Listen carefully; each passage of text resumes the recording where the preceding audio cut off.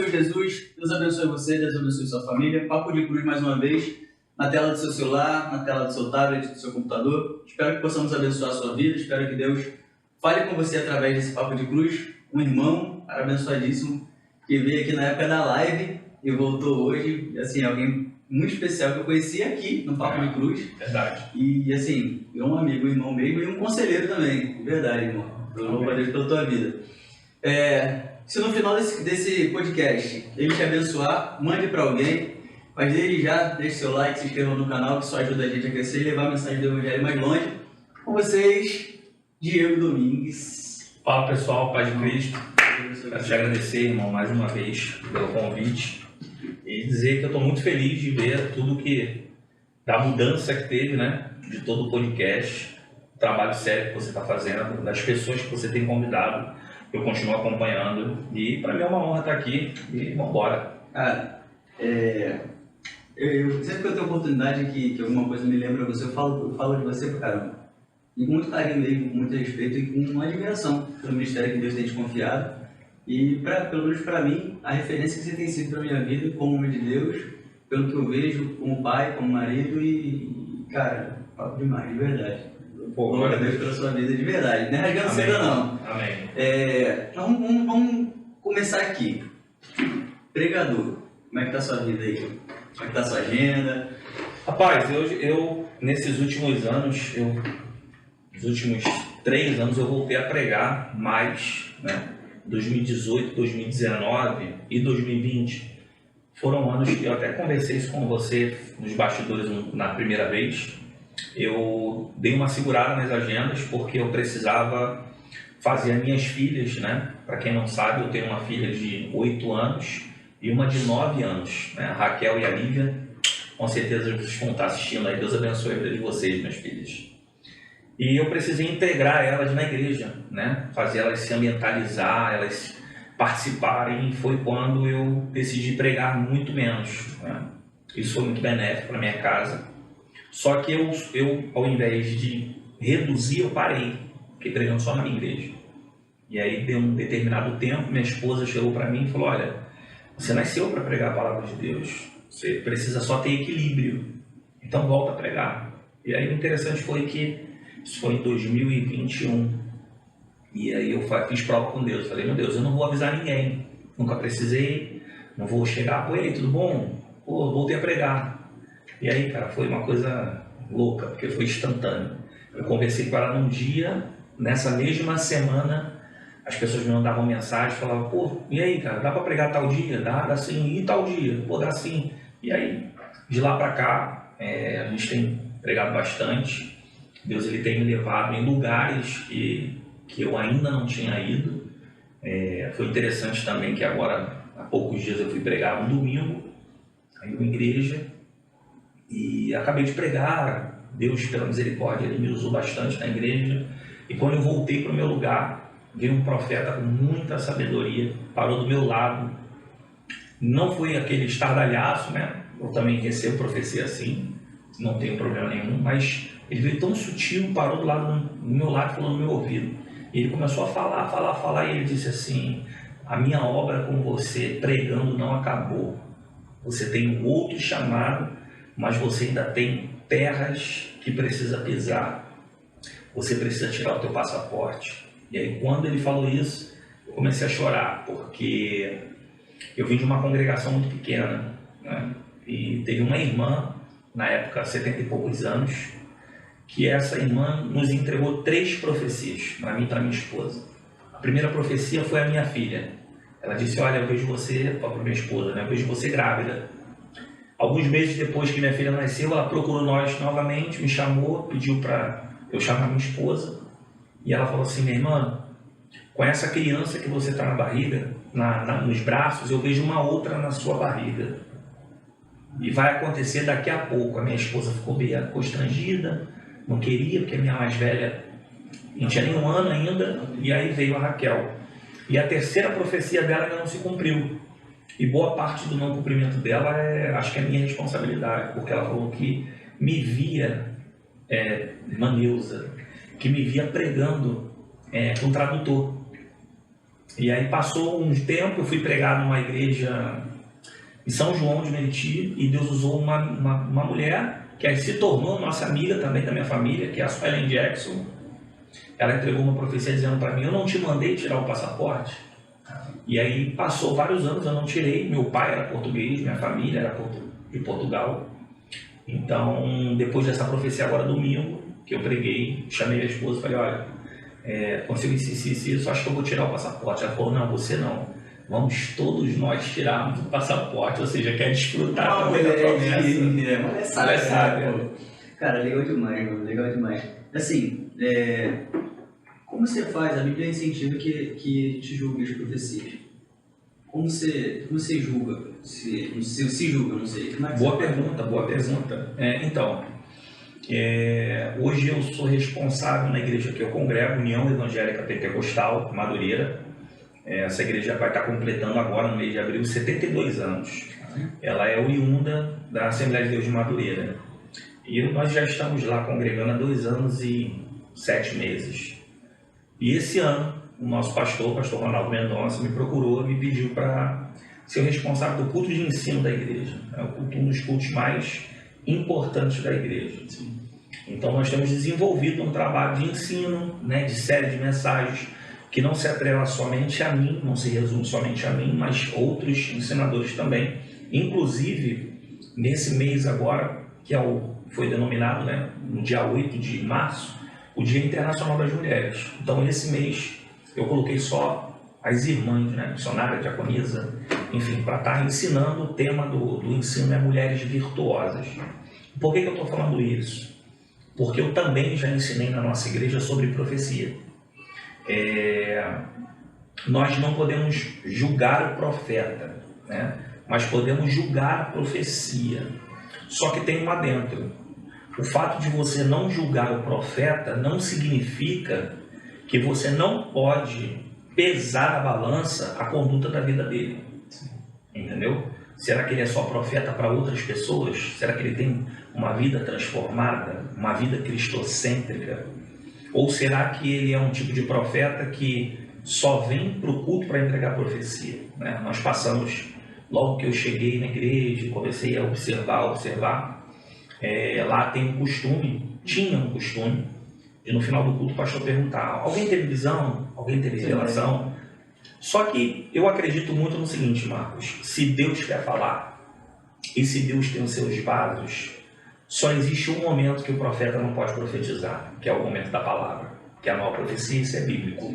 Mas fora isso, o profeta que é vaso de Deus, ele tem que entregar, claro, com ordem e com decência. Então, nesse momento que o pastor falava no final do culto, geralmente na Santa Ceia, alguém teve visão, alguém teve profecia, geralmente se levantava uma pessoa e essa pessoa entregava revelações aleatórias. E aí entra o nosso julgamento. O que é uma profecia? Uma profecia é um recado de Deus, e esse recado de Deus vai para um indivíduo, e esse indivíduo terá provas concretas que é Deus que está falando. Geralmente, eu não quero aqui generalizar, mas a maioria das profecias terminam assim: e para provar que sou eu, teu Deus, que falo contigo. Aí conta algo que só você sabia. E aí essa pessoa só entregava a profecia desse aspecto: eu vou te abençoar, estou eu te curando, estou eu te tocando na tua família. Isso não é profecia, não. Profecia é algo que Deus está confirmando na tua vida que Ele vai fazer. É algo que está te direcionando, ou que vai te direcionar para você entender o propósito dele na sua vida. Ou algo que Deus está fazendo nos bastidores que talvez você não saiba, mas foi Ele que fez. Vou dar um exemplo aqui bem rápido. Um amigo, que na época não era meu amigo, mas nós congregávamos juntos, o nome dele é Diego Matos. Eu estava em casa com a minha filha mais velha e fui trabalhar, e quando eu voltei, minha filha não estava mais com a minha esposa, foram para casa da minha sogra.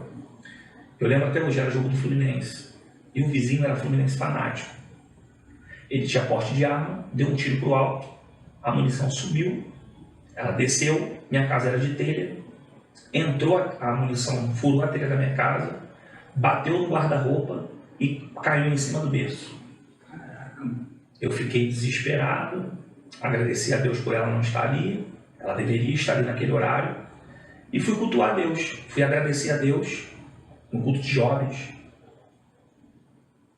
E quando cheguei lá, no momento da adoração, no momento do louvor, eu lembro que eu estava de olho fechado, braço aberto. Daqui a pouco eu só vejo um vulto do meu lado, era esse rapaz, o Diego Matos. Ele botou a mão no meu coração e começou a falar das promessas que Deus tinha na minha vida, que ia me levar para pregar, que ia me levantar como líder, que ia me usar para influenciar uma juventude. Só que ele disse assim, para provar que sou eu, teu Deus, que falo contigo. Foi eu que tirei a tua filha de dentro do teu berço no horário em que aquela munição caiu da telha, bateu no armário e caiu na cama. Aí eu desabei. E como? Por quê? Porque você... Aí ele falou, eu lembro que ele falou assim, eu tenho uma grande obra na vida dela. E a obra que eu tenho é tão grande que foi eu que livrei ela da morte no hospital. A minha filha mais velha, na época, nós não tínhamos condições de fazer um parto no hospital particular. Então levamos ela para o Herculano Pinheiro, Madureira. E aí na época ficaram forçando a minha esposa, né, a ter parto natural, normal, só que não conseguiu, não teve abertura suficiente. E aí a minha filha nasceu, mas nasceu de cesárea, mas ela teve sofrimento fetal, que a água toda da barriga sai, a criança nasce toda roxa, com a cabeça amassada, enfim. Então a profecia, ela é nesse aspecto, ela te edifica, ela te exorta, mas ela mostra o sobrenatural, confirmando no teu coração, entendeu? A última profecia que eu recebi foi essa do passaporte, mas eu recebi uma profecia na minha igreja, na frente de todos os meus pastores. Uma irmã chegou lá para assistir a oração, era culto de oração, e no final do culto eu preguei, no final do culto ela falou assim, irmãos, Deus me mostrou que esse rapaz, ele saía do banco até o púlpito, e Deus falava assim, ele não é mais presbítero, ele é um pastor, só faltou azeite. Irmão, quero te dizer que Deus tem uma obra na tua vida. Quando ela começou a falar, eu olhei para ela e falei assim, olha, ela entregar para mim que eu vou ser um pastor, eu sou um obreiro, eu almejo o episcopado. Ela começou a falar, vou eu te levar em muitos lugares que tu vai pisar e tal. Eu acabei de pregar, ela sabe que eu sou pregador. Então até esse exato momento, cara, eu estava só observando, porque coligava com tudo que ela viu. E aí ela disse assim, só que tem um porém, o teu tempo de pregador está acabando, você vai dirigir uma igreja. E a igreja que você vai dirigir vai ser conhecida por Ministério de Família e Ministério de Jovens. Pô, qual é o pastor, Marcos, que não quer a igreja voando, o Ministério da Família e o Ministério de Jovens? Sim. E até então eu, serinho, fiquei, e de repente ela falou assim, só que tem um porém, irmão. Nada disso vai ser nesse ministério. Ela falou isso na frente da liderança toda. Isso aqui, o lugar que você está hoje, é de passagem. Aqui você está para abençoar e ser honrado. Mas vai chegar o tempo e você vai saber quando Deus vai ativar isso na tua vida. Aí ela disse, e para provar que sou eu, Deus, que fala contigo, sou eu que estava na tua sala, te ouvindo, quando você olhava para o alto e falava assim, Senhor, eu vou para Devec, eu volto para Cordovil, ou eu continuo aqui? Aí quando ela falou isso, eu desabei em chorar, porque literalmente eu fiz essa oração. Então eu ainda acredito que Deus usa profetas, acredito, mas eu observo a conduta da pessoa. Assim como nós observamos um pregador, a conduta dele, qual é a conduta dele no Instagram? Qual é a conduta dele na igreja dele? Nós também temos que olhar a conduta do profeta, mas é claro que Deus ele pode usar como usou uma mula. Mas nós precisamos também polir a profecia. Se é uma profecia que geralmente é entregue em forma de oração, não é uma profecia. A pessoa está orando por você. Então, basicamente, é isso que eu acredito. Em questão, você falou sobre não analisar, você usou a palavra de pesar a pregação. Falou agora. Algo nesse sentido. Observar a pregação? Isso. Você não é só pregador, você também tem o Ministério do Ensino e tal, e isso é muito presente na sua vida. Como você analisa hoje a igreja, no modo geral, a igreja que a gente vê todo dia e faz parte, como você vê o ensino da palavra hoje na igreja? Você acha que está de boa? Poderia ser mais? Está faltando? E cada dia que passa a gente vê mais heresia. Normalmente as heresias agora estão vindo em forma de humor. Sempre a heresia começa com um tom de humor e depois você vê que era uma brincadeira, que era verdade. Sim. E que males, se isso está faltando no ensino, que males essa falta de ensino pode estar trazendo na igreja? O que você observa a respeito? Olha, cara, Marcos, eu vim, né, fui formado numa igreja muito tradicional, muito séria com a palavra, Assembleia de Deus de Cordovil. E fazendo um apanhado geral, né? Vamos generalizar aqui, porque não dá para falar de um ou de outro. Eu acho que o grande problema hoje está na falta de entendimento do que é um culto de ensino. Porque muitas igrejas, elas têm na placa o nome do culto, culto da palavra, culto do ensino. Só que quando você chega nesse culto, a palavra não é uma palavra de ensino, é uma pregação. Sim. Uma pregação em que o pregador ele faz aplicações e essas aplicações muitas vezes é aquilo que Deus orienta ele, né? Então isso foge completamente daquele ensino da palavra que são ou que é, né, os pilares primordiais de uma igreja. O que seria, por exemplo, ser um culto de ensino? É uma palavra mais polida, é uma palavra que você talvez não leia muitos versículos, mas que você faça uma mensagem expositiva para que você fale com a igreja, versículo por versículo, que você faça uso dos originais, que você tente aplicar isso, né, para o tempo contemporâneo, para a vida do povo nos dias de hoje. E aí você vai perceber, por exemplo, que hoje a maioria dos pregadores não usam as cartas do apóstolo Paulo. Verdade. Não usam. Por quê? Porque dá mais trabalho, tanto para ensinar quanto para pregar. Eu sou um pregador expositivo. Eu pego um texto, eu estudo o contexto do texto, a história do texto, a cultura da época, dá trabalho. Porque você tem que pautar versículo por versículo e automaticamente trazer esse entendimento para a igreja. Vou lhe dar um exemplo. Salmo de número 1.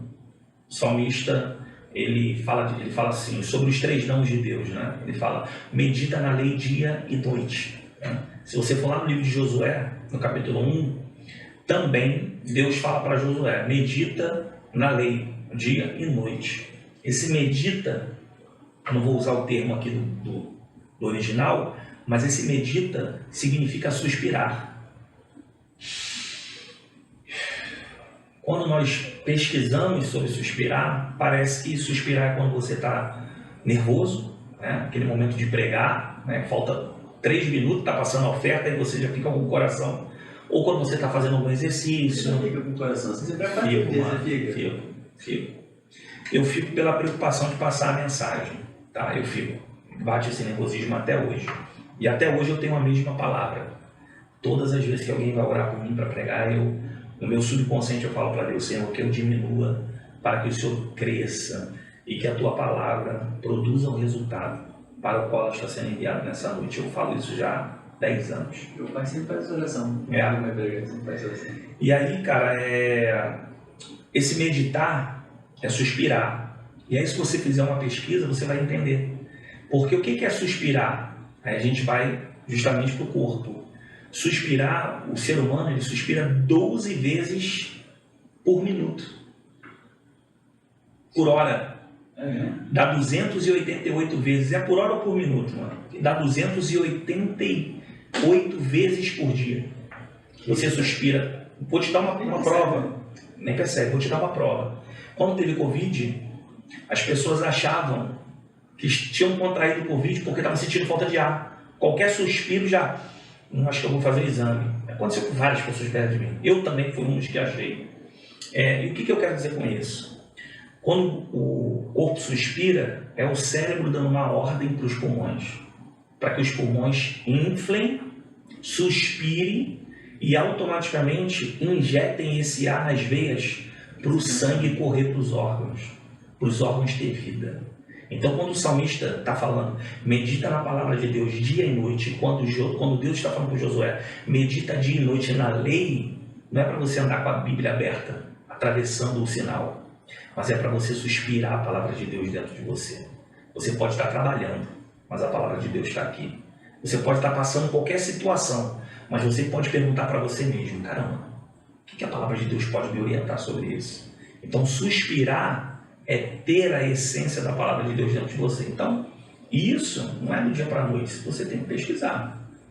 Então, hoje, na minha opinião, um culto de ensino, ele tem que ser um culto temático, tem que ser um culto com um propósito. Lá na igreja nós começamos o ano, em janeiro, falando sobre a importância das escrituras na vida da igreja. Depois, na outra terça, às terças-feiras lá, a importância da oração na vida da igreja.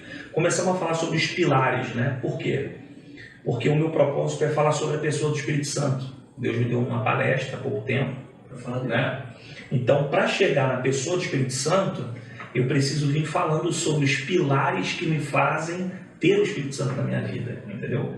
Então é basicamente isso. Hoje tem essa inversão de valores. Ou é culto de ensino, mas aí traz alguém que prega uma palavra. Muitas vezes essa mensagem não é uma mensagem que vai fazer o membro daquela igreja entender.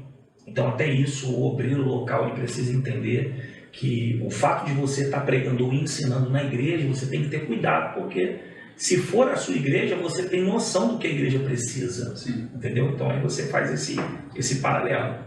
Resumindo, só para ver se eu consegui compreender. Num culto de ensino você precisa mais de aula, mais de conteúdo do que de revelação.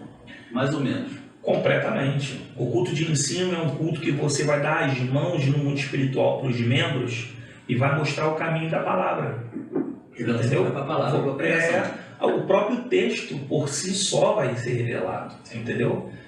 Vou lhe dar um exemplo. Lucas capítulo 8, versículo 40, diz assim: e Jesus, antes de chegar em Cafarnaum, o povo já estava esperando ele ansiosamente. O que Lucas está querendo dizer ali? Se você ler o versículo anterior, passagem anterior, Jesus foi expulso de Gadara.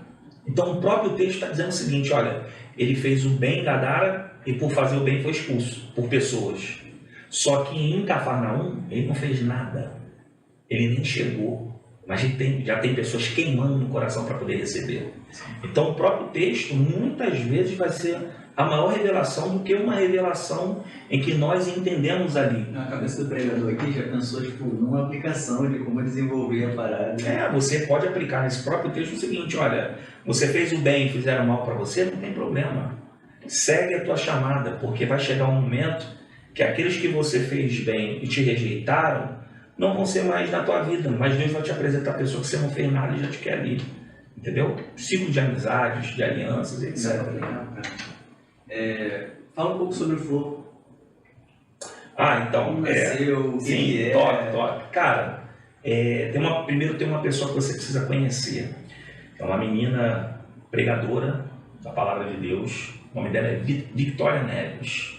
Ela é da Devec Largo do Bicão. Deus ele me apresentou essa jovem já há um tempo.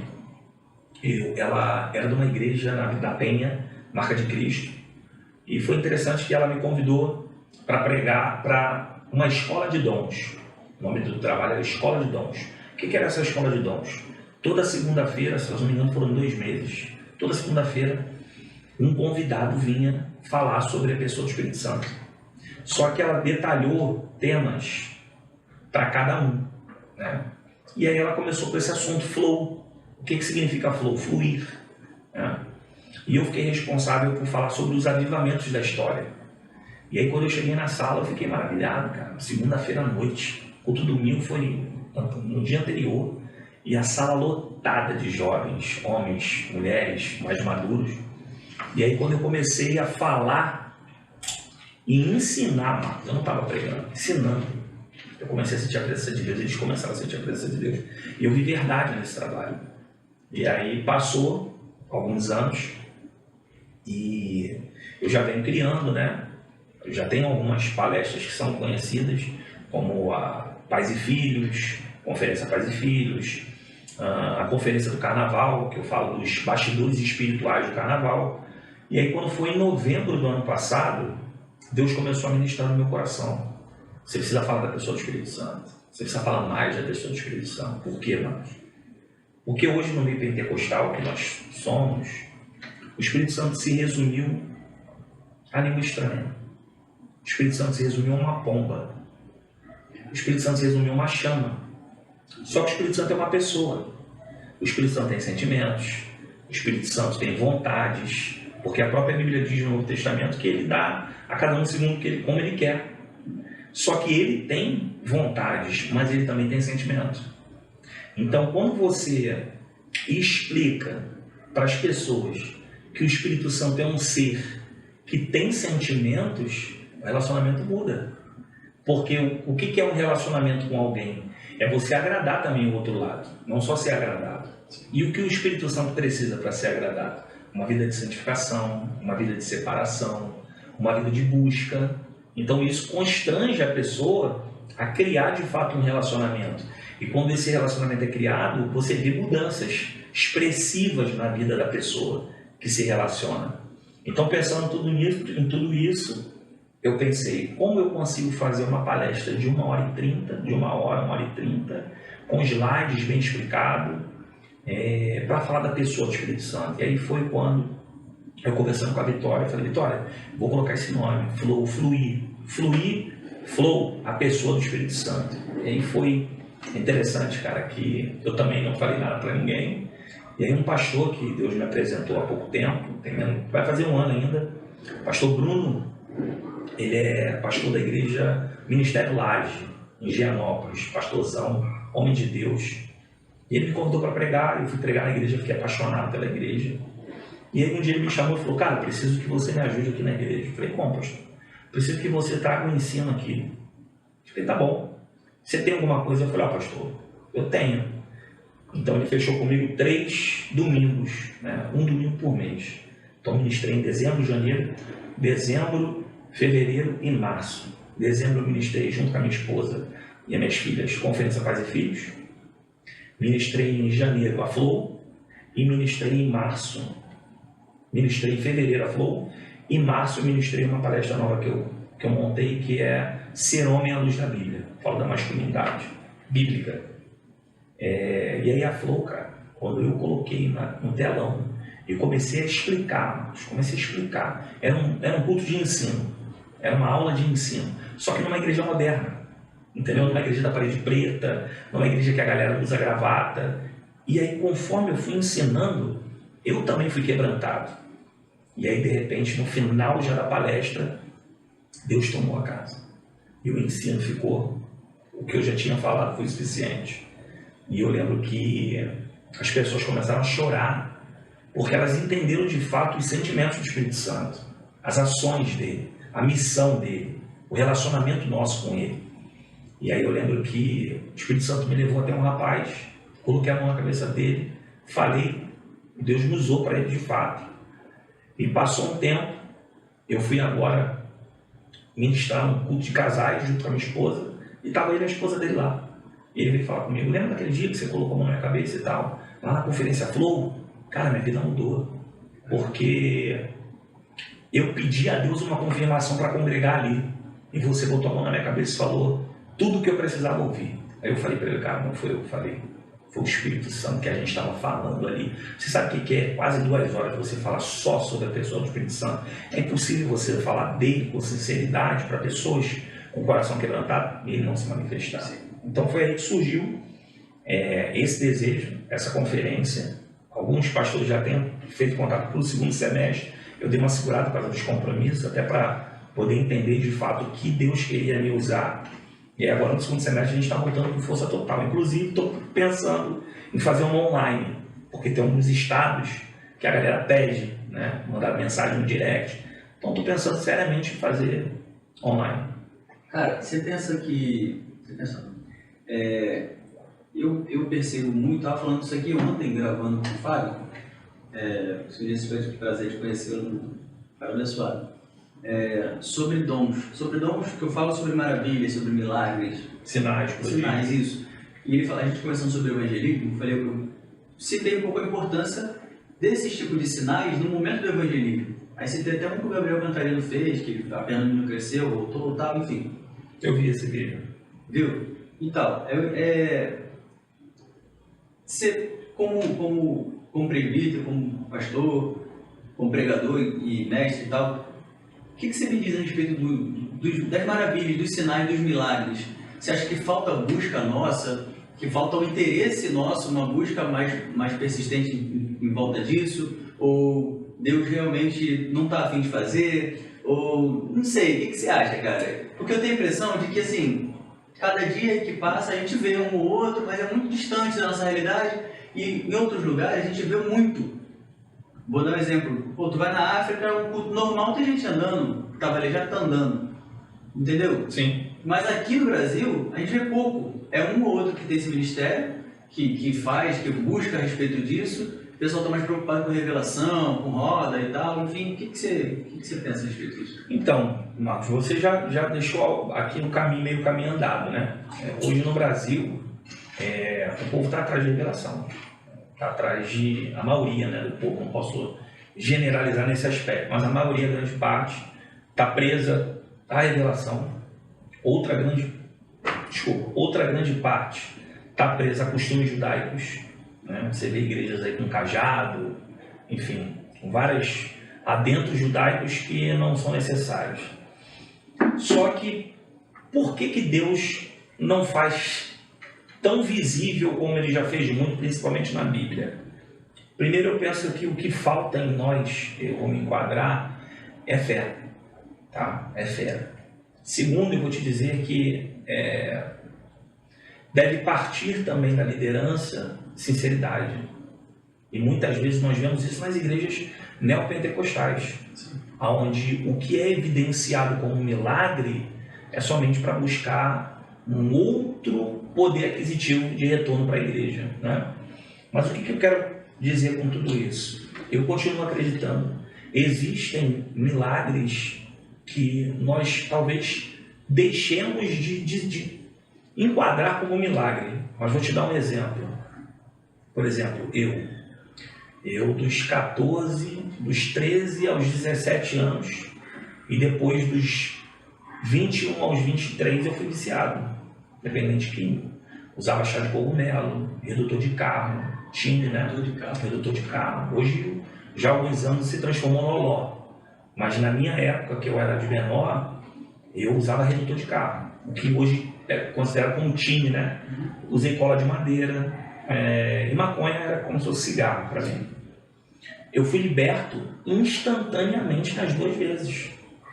Eu tive fé? Sim. Mas o Espírito Santo usou da minha fé para me libertar, através da palavra de Deus. Então eu posso considerar isso um milagre. Por quê? Vamos para hoje. Eu parei de usar tem mais de 15 anos.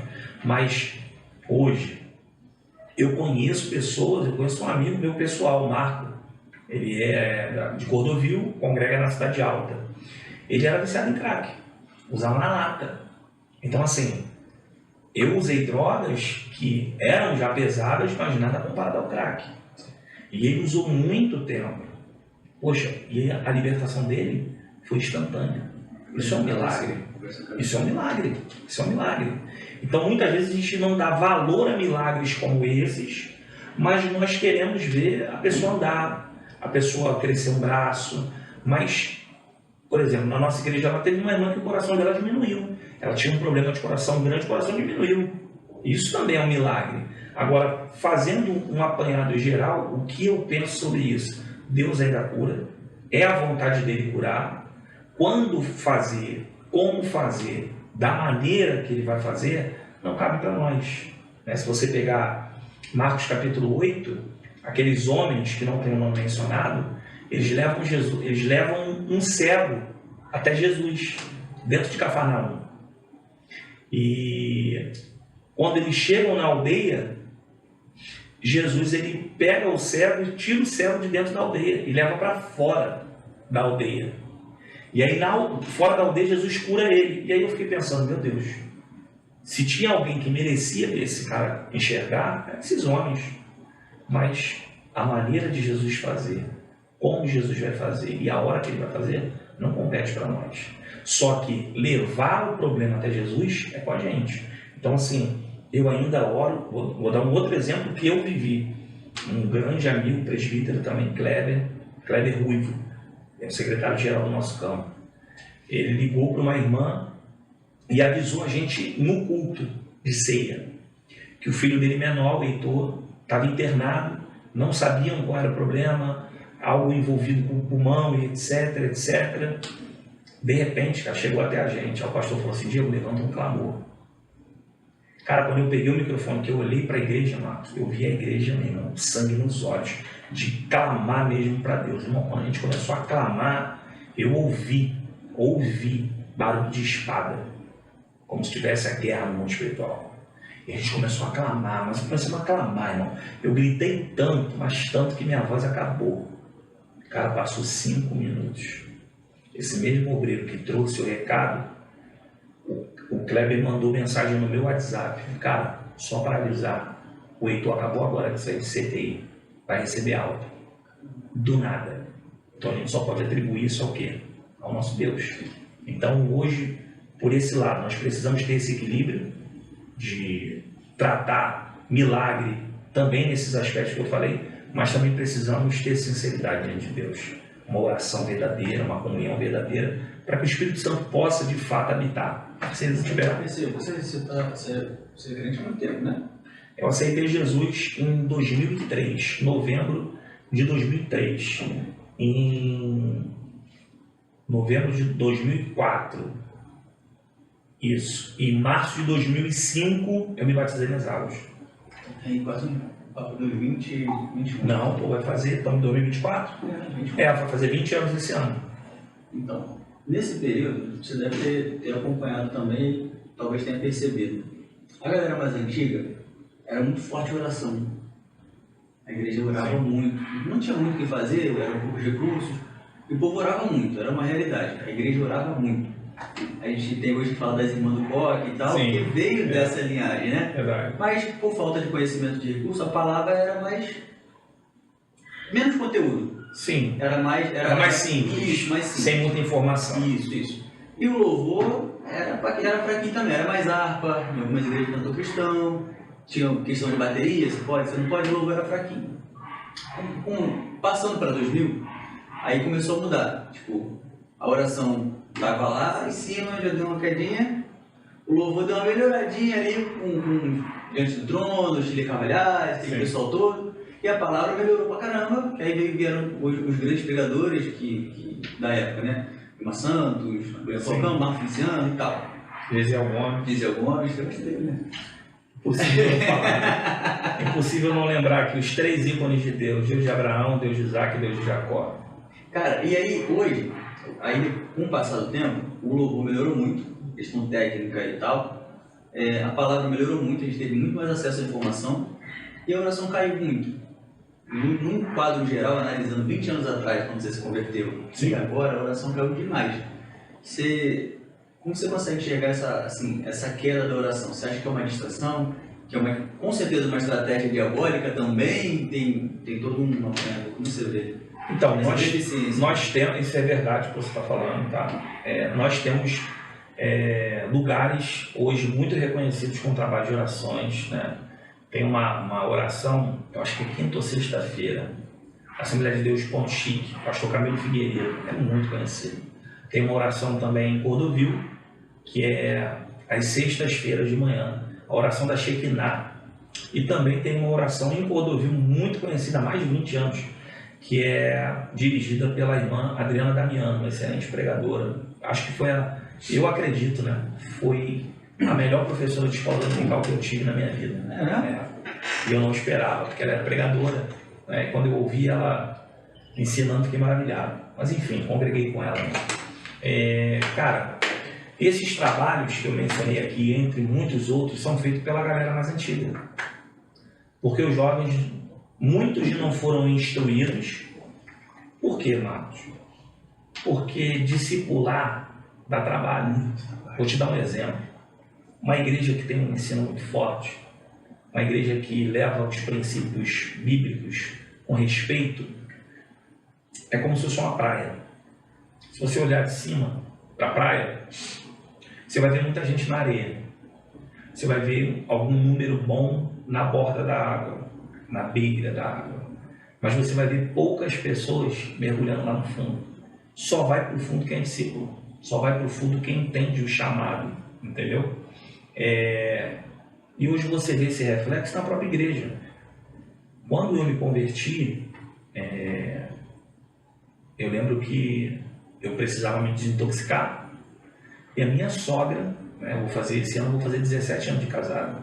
A minha sogra me colocou na casa dela, fechei as portas da minha casa, fui morar no Morro do Jorge Turco, saí de Irajá, fui morar no Morro do Jorge Turco, de frente para uma boca de fundo. E a nossa vida, meu sogro trabalhava, minha esposa trabalhava, eu estava desempregado, e aí a nossa vida era acordar de manhã, um dia tomava café, no outro dia era jejum. A gente lia a Bíblia o dia todo, orava o dia todo, de joelho, costume da Assembleia de Deus, orar de joelho.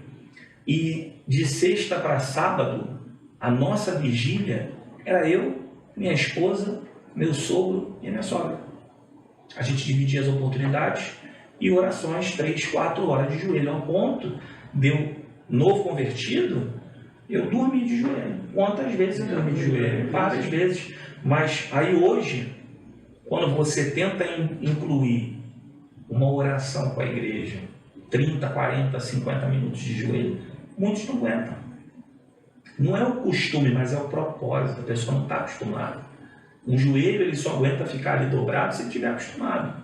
Entendeu? E aí você percebe que mesmo o ministério orando, existem pessoas que estão dispersas na igreja. Sim. Então, por um lado, tem um mau ensino de uma geração mais antiga que não quer capacitar a mais nova. Então a mais nova começa a pensar, olha, se eu não aprendi assim, eu vou aplicar o que eu acho que é correto. Então qual é o recurso? O recurso é um louvor mais estendido. Qual é o recurso? O recurso são subterfúgios que vão agregar para a igreja. Vão agregar, ok, mas e para o céu? E uma oração que eu vou invocar a Deus. E um clamor que eu vou pedir a Deus para atender essa questão. Então hoje o maior problema que eu considero é o relacionamento verdadeiro. Porque o que é um relacionamento verdadeiro? É você orar, Deus falar e você agir. Como? Primeiro as atitudes precisam mudar na minha vida. Eu preciso deixar de fazer o que o Espírito Santo requer que eu deixe de fazer, para depois eu ser um canal para a vida de outras pessoas.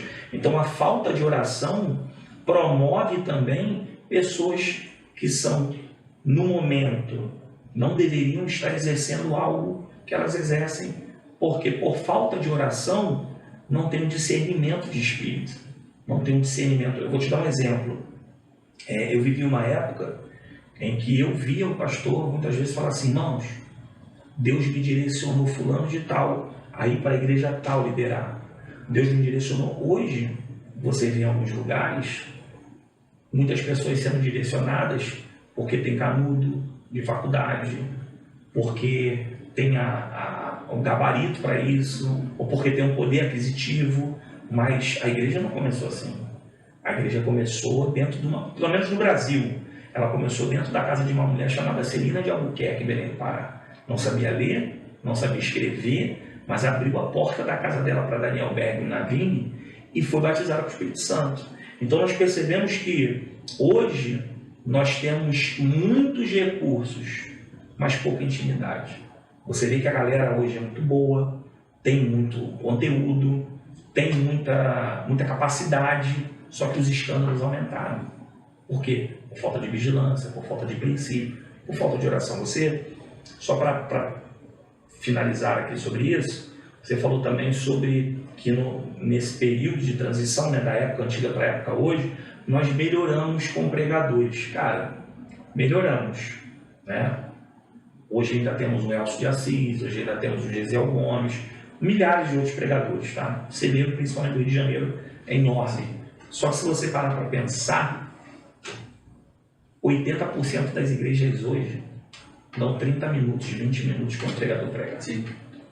Então, qual é a primazia do culto? Não é a palavra? Então, onde nós estamos errando? E se você parar para pensar, todo esse descompromisso com a palavra de Deus impacta na santidade da igreja. Sim. Porque não adianta orar muito se não tiver uma palavra rema para o povo. Eu gosto, às vezes, de convidar pessoas de fora para trazer uma palavra para ler. O que Deus quer falar através de uma pessoa que não conhece a nossa igreja? Entendeu? Então, nós mudamos, evoluímos, sim, tem muita coisa boa hoje? Tem. Nós crescemos em muitas coisas, sim, mas o que adianta? Orar muito, não orar nada, mas nós não temos a palavra como primazia. Então, acho que isso hoje, não porque eu sou pregador não, cara, mas, sinceramente, eu às vezes fico surpreso quando eu vou em uma igreja, quem me recepciona, quem me convida, fala assim, posso te dar 50 minutos? Eu falei, irmão, você está me abençoando. Porque eu já me acostumei a pregar em 30, entendeu? Sinceramente, eu acho mais difícil eu pregar em 30 do que pregar em 1 hora. Eu tenho que enxugar ali, então, assim, fazer esse enxugamento. Você tem que fazer um resumo. Cara, é mais difícil. Há poucos dias agora, mês passado, mais precisamente, eu dei 3 aulas, 3 sextas-feiras consecutivas na Assembleia de Deus do Rio Comprido, para pregadores iniciantes. E nós falamos sobre oratória, falamos sobre exegese, hermenêutica, falei sobre ética e comportamento. E na ética e comportamento, eu abordei essa questão, porque tem pregadores que eles são desrespeitosos com a igreja que convida. A igreja deu 30 minutos, ele prega 50. A igreja deu 20, ele prega 1 hora. Isso é uma falta de respeito com a liderança que chamou ele e uma falta de respeito com o povo que chegou no horário. Entendeu? Muitos vão para casa a pé, muitos vão de ônibus, entendeu? Então, o que eu ensinei? Olha, se o culto acaba 8 horas e te passaram 7h30, você não tem que entregar 8 horas. Você tem que entregar no mínimo 10 para as 8. Então, o que você vai fazer? Você tem uma mensagem para 40 minutos, 1 hora, você vai resumir. Você vai ler o texto, você vai explicar o texto, você vai aplicar o texto e você vai fazer um resumo dele. Acabou. Não tem essa questão de ego. Eu não vou discutir. Quando eu comecei, eu não tinha esse pensamento. Quando eu comecei a pregar, eu vou pregar o tempo que Deus mandar, mas não é assim. A igreja do Senhor não é bagunça. Nós temos que ter compromisso, além de termos compromisso com a palavra de Deus, nós também temos compromisso com o povo do Senhor. Então, muitas vezes você percebe que, em alguns momentos, o pregador fica irado por essa falta de tempo, né? E realmente o povo fica enfadado por um culto que já está, né, prestes a terminar e ainda não teve a palavra, mas um pregador ético, um pregador que tem compromisso com Deus, um pregador que sabe que Deus chamou ele, vai lá, entrega o recado, ainda que seja 10 minutos. Cara, eu participei, tive o privilégio de ser formado dentro de muitos homens de Deus que me formaram. Eu tive a oportunidade de participar da última escola de candidatos ao pastorado em Cordovil, pelo pastor Antônio Gilberto. Se você pesquisar no YouTube, você que está nos assistindo, pesquisar no YouTube, pastor Antônio Gilberto. Ele trabalhou na NASA. O pastor Antônio Gilberto teve uma conversa com... Deus do céu, cara. Ele teve uma conversa conosco no seminário. E uma vez ele pregando com Einstein, ele teve uma conversa com Einstein. Se você pesquisar no YouTube, pastor Antônio Gilberto e Einstein, eles conversaram. E ele falou com a gente lá no seminário, né, foram obreiros candidatos ao pastorado, precisava fazer esse curso, né, que a CGADB pedia na época. E nós fizemos. E ele foi o tutor, né, desse curso. E quando ele foi pregar na matriz, cara, deram 15 minutos para ele. Ele era uma pessoa que ele pregava 2 horas um versículo. Ele falava assim, irmãos, o horário já está acabando, eu queria falar mais 2 horas, mas eu vou ser fiel ao horário. E ele, com 15 minutos, ele foi muito ético. Irmãos, vou trazer uma palavra dentro desses 15 minutos. Ele leu, aplicou, explicou, terminou, passou o microfone. Então, se um homem desse gabarito tem esse cuidado, como eu que estou começando agora não vou ter. Então, infelizmente, cara, hoje a palavra está muito resumida ao extremo. E aí acaba que é tão importante isso que eu estou falando, que acaba o pregador, às vezes, sem aquela perspicácia, né, de entender o propósito dele estar ali, ele acaba falando 30 minutos sobre Moisés, mas de repente era um culto de missões, era um culto do amigo, tinha diversos convidados ali não crentes, E aí no final, como ele vai falar? Você quer aceitar Jesus? Se ele falou só de Moisés. A gente falou disso aqui ontem, mano. É. Exatamente esse mesmo exemplo que você usou. Moisés, e no final, vou aceitar Jesus e aceitar Moisés. Você veio numa escola muito boa, de pastor da NASA e tudo mais. Pastor da NASA, eu vou procurar, mano. Procura. O pastor da NASA é top demais. Quando eu me converti, comecei a pregar e tal, a minha escola foi batista, né? Aí eu fui pregar uma vez na inauguração de uma igreja. Eu era muito novo. Fui pregar na inauguração da igreja e tal, beleza, fui. Aí começou o corinho, né? Mas eu era batista. Começou o corinho e roda, pula 1 hora, 2 horas, 2 horas e meia de roda e pula e corinho. Aí eu fui passar pra palavra, que me deram 10 minutos.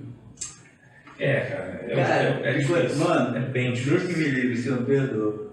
Eu não preguei não. Eu só li o texto e peguei toda a verdade. 10 minutos que te deram. 10 minutos, depois de 2 horas e meia rodando. É bem difícil. Talvez eu não fizesse isso. Talvez fizesse, não sei. Eu particularmente pregaria, entendeu? 10 minutos eu daria uma salvação. Eu vou te dar um exemplo. Eu preguei numa igreja, não vou citar o nome aqui por ética, mas eu fui com a minha esposa, né? Na verdade, eu fui com a minha família inteira. E aí, quando eu cheguei lá, subi pro altar e tudo mais, cara, a igreja toda rodou praticamente as 2 horas do culto. Só eu e minha esposa que não estávamos nesse movimento. E aí o interessante era que quando eu fui pregar, eu não voltava cansado. Os obreiros de olho fechado dormindo. O povo suado, sem... E aí eu me perguntei, o que eu estou fazendo aqui? A minha esposa olhava para mim com aquele olhar assim, cara, você me tirou da minha igreja para estar aqui por isso, entendeu? Só que, cara, com o tempo, Marcos, eu comecei a enxergar uma coisa. Eu não sei o propósito do Espírito Santo. De repente tem alguém ali que precisa ouvir o que vai sair da minha boca. Então eu não tenho compromisso com pessoas assim, que não têm cuidado, que não têm zelo, que levam as coisas na brincadeira, né? Porque eu acredito que alguém que dá pouco tempo, desse aspecto 10 minutos, 20 minutos, 15 minutos, não vive o que prega. Mas, e mesmo assim eu falo, que pode ser que através de 10 minutos, Marcos, alguém mude o destino da sua vida. Pode ser que através de 5 minutos o Espírito Santo cele algo que precisava uma chave ser virada na vida da pessoa, entendeu? Eu carrego isso para mim até hoje. Com certeza não vou retornar ali, né? Mas no dia que eu estiver ali vou dar meu melhor.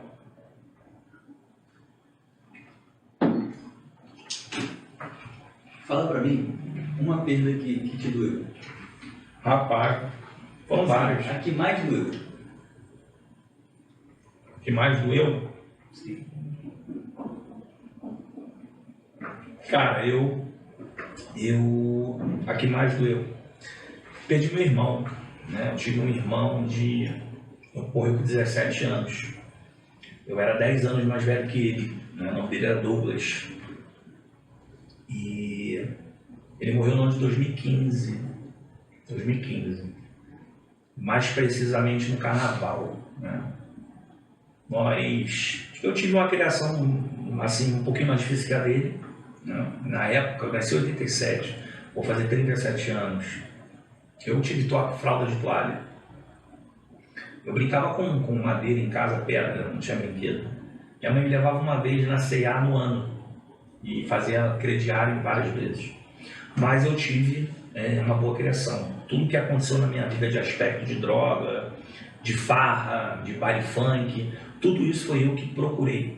Mas o meu pai, trabalhador, minha mãe, trabalhadeira, dona de casa, naquela época, né? A mulher quase não trabalhava, cuidava da casa. Mas o meu irmão já teve uma criação diferente, um pouquinho melhor.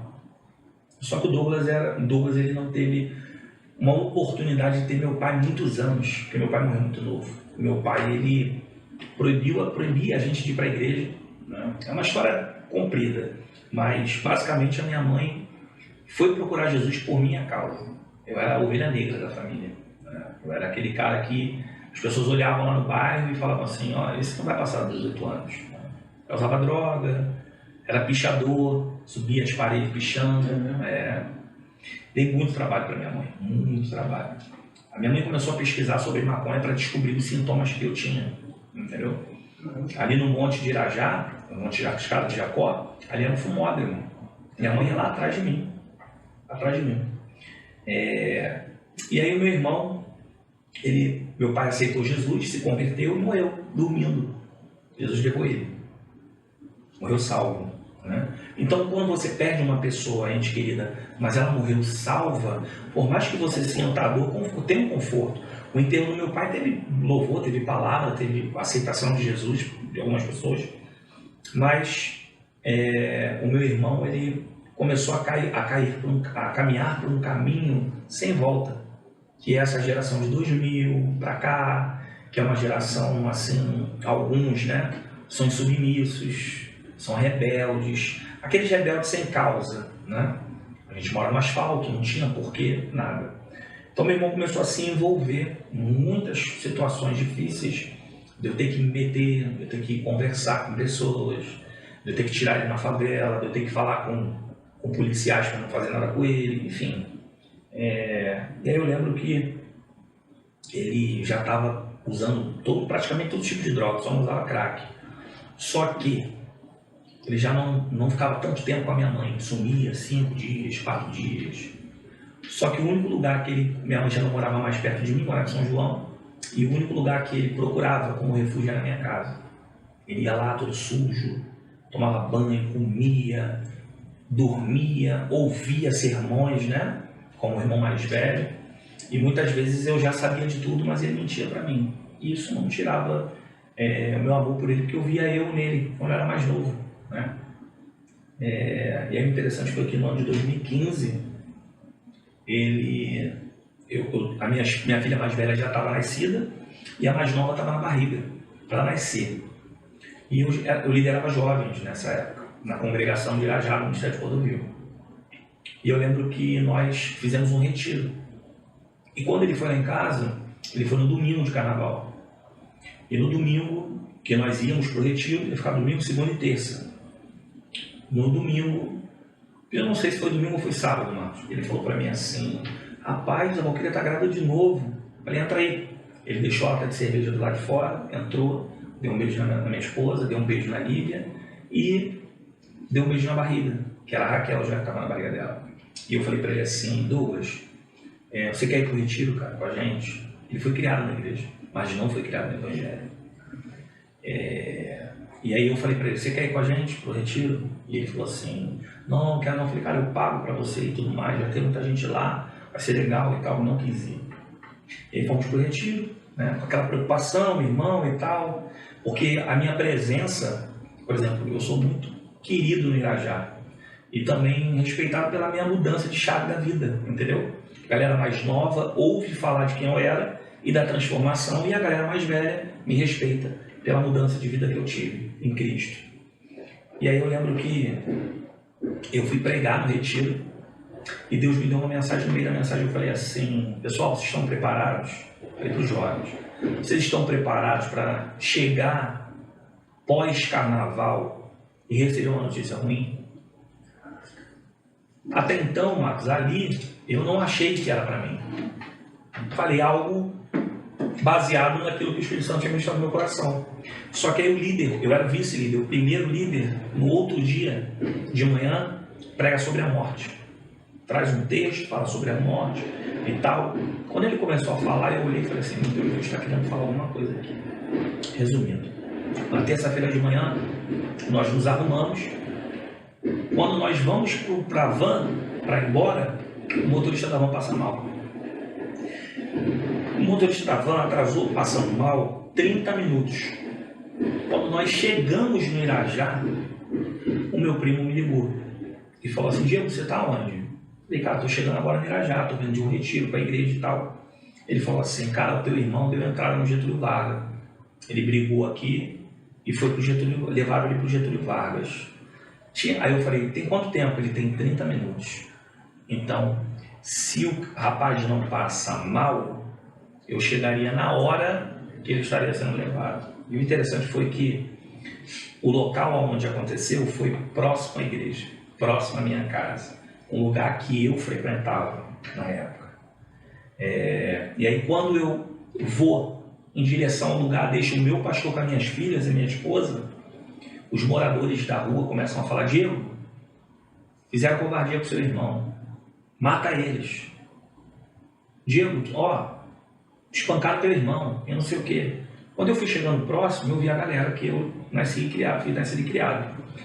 E no meio deles tinha o meu melhor amigo, né? Não vou citar o nome aqui, mas ele cortava meu cabelo, ele tinha a chave da minha casa, praticamente tinha a chave, ou seja, às vezes eu tinha uma namorada na época, e quando eu ficava na casa da namorada, ele ficava lá na minha casa com a namorada dele. Não tinha problema não, ele morava com os pais e tal, eu já morava sozinho. Então o cara era meu amigo de verdade, né? Vivemos muitos momentos bons.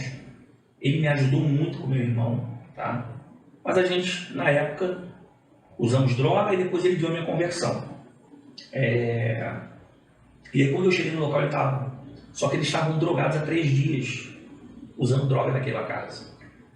E aí o meu irmão chegou no último dia e teve uma confusão, onde o meu irmão drogado e outros drogados, o que eu soube, né, com propriedade, foi que esse meu amigo, para poder segurar a onda do meu irmão, que ele estava realmente alucinado, de loló, ele deu uma banda no meu irmão, para colocar ele no chão. E o meu irmão bateu com a cabeça no meio-fio, levantou, olhou para todo mundo e morreu, ali na hora. E eu não estava sabendo disso. E aí quando eu cheguei lá, eu falei: cadê meu irmão? Cara, teu irmão estava drogado, só quero que vocês me levem onde ele está. Eu falei: vamos, Thiago. Aí quando eu falei, ele: não posso não, porque eu não vou responder homicídio. Aí eu fui embora. Quando cheguei no Getúlio Vargas, tinha um outro lá, um outro rapaz, e ele estava... Sabe aquela pessoa que vocês, a 5 metros de distância, você sente cheiro do álcool? Então, estava muito alcoolizado. Eu falei: cara, o que vocês fizeram com meu irmão? Cara, teu irmão não sei o que, não sei o que, não sei o que. Tipo, jogando tudo em cima do meu irmão. Eu conhecia a peça, sabia que o meu irmão, que ele poderia ter feito. E eu falei, e aí o residente me viu e falou: você é o que dele? Eu falei: sou irmão. O que aconteceu com ele? Eu falei: não sei, meu amigo, eu estou chegando agora no Rio. Ele falou assim, ele não conseguia me dizer, Marcos, que meu irmão estava morto. O cara, acho que novo na profissão e tal. Eu falei: fala pra mim, irmão, morreu, né? Aí eu fiz assim pra mim, aí eu olhei pro rapaz e falei: aí, tá satisfeito? Vocês tiraram a vida do meu irmão. Aí o policial civil que estava ali no momento já efetuou a prisão, e eu falei assim: pessoal, quero ver meu irmão. E aí o segurança falou pra mim: na hora você acaba deixando o calor do momento, né? Eu falei: irmão, eu quero ver meu irmão. É só você que tá aí na porta? Então, pelo amor de Deus, irmão, sai da frente porque eu vou entrar. Aí esse policial foi, me chamou, inclusive esse policial era meu vizinho.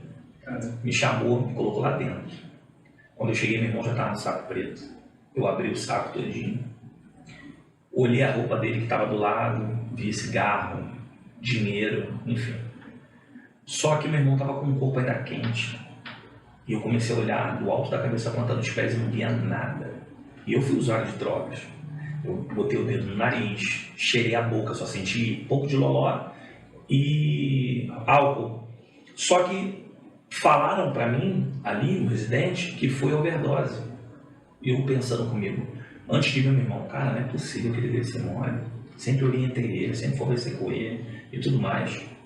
E aí quando eu olhei pra fonte dele, aqui, a minha mão entrou toda, metade da minha mão entrou. Aí eu chamei e falei: acho que ele bateu com a cabeça. Aí o residente veio, aí veio o médico, aí falou pra mim assim: irmão, eu posso abrir a cabeça dele. Só que se eu abrir, vai danificar o rosto deles. Só que eu já posso detectar aqui que foi traumatismo craniano, não foi overdose. Aí eu já fiquei mais aliviado. Menos, né? Porque morreu. Só que nesses momentos, Marcos, não sei se foi porque eu fui militar há muitos anos, não sei se é a graça de Deus, mas nesses momentos eu fico muito frio. Só sinto depois, sabe? Perdi meu pai muito cedo, perdi meus avós muito cedo. Então, quando aconteceu isso, eu liguei para minha mãe e dei a notícia, fiquei lá no hospital e eu acompanhei tudo. E aí fui no ML, fiz tudo e tal. Quando fomos pro enterro, já tem uns 300 jovens lá. Meu irmão era muito querido. Ele era um garoto que usava drogas, tinha, né, essas suas irresponsabilidades, mas era um garoto que se você pedisse a ele qualquer coisa ele fazia, sabe? Tinha um coração bom. Mas foi vítima não só desse acidente, porque isso foi um acidente. Conhecendo a pessoa, esse rapaz que foi nosso amigo, foi um acidente. Foi um acidente. Só que ele não tinha se alimentado no dia, então tudo isso provocou, né, segundo o médico e tal. E aí quando chegou no enterro, a galera queria fazer justiça. E eu peguei o laudo, falei, galera, presta atenção aí, faz silêncio. Só quero falar uma coisa pra vocês, meu irmão não morreu de overdose, tá escrito aqui, foi queda, aconteceu isso. Só os vizinhos começaram a falar, foi uma banda, eu vi, foi na rua e tal.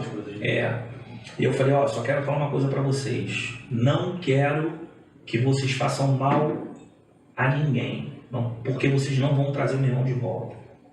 E aí enterramos o meu irmão, voltamos pra casa, minha mãe destruída. Minha mãe na época ficou um pouco chateada comigo, porque queria que eu tomasse alguma atitude e tudo mais. E aí começa toda a história, Marcos, porque eu era crente e não tenho vergonha de dizer isso. Eu pensei em tentar tirar a vida, né, desse meu melhor amigo, né? Pensei diversas vezes, sabia como fazer, tinha recursos se eu quisesse para fazer. Algumas pessoas do bairro que eu moro me procuraram e falaram, ó, se você tomar qualquer atitude aqui, ninguém vai se meter. Só que de um lado eu olhava para isso, a raiva, o ódio, a mágoa, a dor, a frustração. E por outro lado eu olhava para minha esposa e via ela com uma criança de 8 meses e grávida de outra. Eu pensava assim, se eu fizer isso, eu vou acabar com a minha vida. Se eu fizer isso, ou eu vou ser preso ou eu vou fugir. E se eu fizer isso, minhas filhas não vão ter um pai. E se tiver, não vai ser um pai crente. Então, isso me corroeu mais ou menos uns 2 meses. Eu ia para a igreja, podia ser a melhor palavra, o melhor louvor. Não sentia nada. Eu ia por ir. E aí teve um momento no meu quarto, eu não lembro literalmente tudo, mas eu lembro o suficiente. Eu estava com muito ódio, porque quando o ataque é externo de uma pessoa que você não tem afinidade, num caso como esse, a dor é menor. Mas quando é alguém muito próximo, que você ama também, é uma dor surreal. E aí eu lembro que eu abri a Bíblia, mano, e eu lembro que o livro era Provérbios, não lembro qual capítulo. Eu comecei a ler, mano. Comecei a chorar lendo, de ódio, de raiva, porque no meu coração habitava aquele salmo, onde está o teu Deus? Porque eu quero deixar aqui para você que está me ouvindo uma coisa. Muitas vezes a gente acaba falando um jargão que em alguns momentos da vida não são verdade. As pessoas falam assim, cuide da obra de Deus, que Deus cuida da tua casa. Eu estava num retiro com quase 40 filhos de outras pessoas e Deus permitiu que meu irmão morresse. Entendeu? E ali foi a menor prova como crente, porque eu tinha acabado de voltar para Jesus. Eu lembro que quando eu acabei de ler o livro Provérbios, e foi por isso que nasceu o Provérbios Podcast, eu lembro que eu fechei a Bíblia e só vinha, e aquele ódio sumiu da minha mente. E a única coisa que veio no meu coração é, eu preciso liberar o perdão. Uma voz falou comigo, libera o perdão. Você precisa viver, você precisa voltar a me sentir. Está Deus falando comigo. Eu liguei para um amigo em comum nosso, falei, fulano, preciso que você me leve na casa do fulano. Calma, cara, pelo amor de Deus, você está com a vida muito boa agora. Poxa, cara, Deus te deu uma mulher decente, uma filha, está grávida de novo, tua esposa não vai estragar. Não, cara, você não está entendendo. Eu quero ir lá porque eu quero conversar com ele. E aí me levou até a casa dele uma tarde, durante a semana. E eu lembro que quando eu cheguei lá e eu gritei o nome dele para chamar no portão, a mãe dele começou a gritar dentro de casa. Meu Deus, vai acontecer alguma coisa e tal, enfim. Quando eu entro dentro da casa, está o irmão dele, que é sargento do exército, levanta, aperta a minha mão, me abraça e fala, irmão, em nome da minha família eu quero te pedir perdão. Por quê? Porque esse irmão era o lado bom da casa e ele era como se fosse a ovelha negra, entendeu? E eu falei, não, tudo bem. E aí quando eu cheguei estava o pai também deles, a mãe, e a mãe já falou para mim assim, olha Diego, você sabe que o teu irmão não prestava também, né? E eu olhei para ela e falei, tia, fica calma, eu não estou aqui para ouvir, eu estou aqui para falar. E eu quero dizer uma coisa para você, Tiago. Ali agora, ele já não era mais aquele cara que eu vi no dia, que estava drogado e tal, aí ele já estava são, né, sem o efeito da droga. Eu falei, olha, eu quero te dizer uma coisa, você roubou de mim a oportunidade de ver o meu irmão transformado igual a mim. Você tirou de mim um pedaço, porque o meu irmão era como se fosse um filho para mim. Meu irmão era um garoto que eu conseguia ver nele o lado bom e o lado ruim. E o lado ruim era menor do que o lado bom, entendeu? E uma coisa que eu expliquei para minha mãe, só quem usou drogas e foi dependente sabe o que isso é. As drogas, eles afetou a minha vida até depois da conversão. Eu, até os 30 anos, estou com 37, até os 30 anos, Marcos, eu não conseguia fazer uma faculdade, porque eu não lembrava nada do que eu estudava. Porque eu fumei muita maconha. Então afetou muito o meu raciocínio. A única coisa que eu conseguia ler e gravar era a Bíblia. Tentei fazer vários cursos, enfim. Vim fazer faculdade na pandemia. E aí é onde que eu pedi a Deus para restaurar minha mente.